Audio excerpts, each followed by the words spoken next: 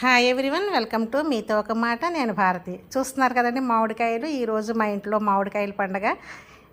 మా పెరట్లో ఉన్నటువంటి మామిడి చెట్టు చాలా చక్కగా పూత అయితే వచ్చింది డిసెంబర్ నెల నుంచి.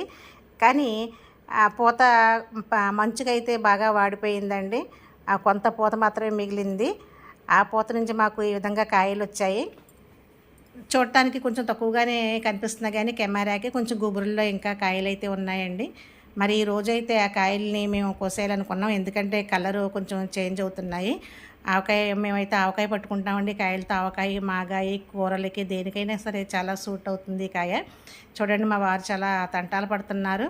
మరి ఆయనకు తోడు మా అల్లుడు గారు కూడాను. వీళ్ళిద్దరూ కలిసి ఈరోజు ఈ కాయలన్నిటినీ కోసేయడం జరిగింది. చూస్తున్నారు కదా, మన పెరట్లో ఏమన్నా మొక్కలు కాయలు కాసినప్పుడు పొందే ఆనందం అంతా ఇంత కదండి. మరి ఈ కాయలన్నిటినీ మరి శుభ్రం చేసి కావాల్సిన వాళ్ళకి ఇచ్చి మరి మేము కూడా ఆవకాయ మాగాయ పట్టుకోవడానికి అయితే రెడీ అయిపోయాము. చూస్తున్నారు కదా, ఈ కాయల్ని మేమైతే ఆవకాయకి ప్రిపేర్ చేసుకున్నామండి. ఈ విధంగా ఆవకాయకి కావాల్సినవి అన్నీ రెడీ చేసుకొని సాయంత్రానికల్లా వీటన్నిటినీ మేము రెడీ చేసుకుని పచ్చడి పట్టుకోవడం జరిగింది. ఈ ఆవకాయ పచ్చడి చాలా బాగుంటుందండి. ఇలా 2 బకెట్లు అయితే నేను ఆవకాయని పట్టుకోవడం జరిగింది. అదేవిధంగా మా మాగాయకి కూడా నేను ఈ కాయల్ని ప్రిపేర్ చేసుకున్నాను.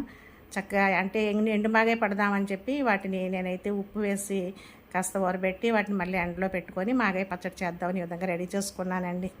Thank you for watching.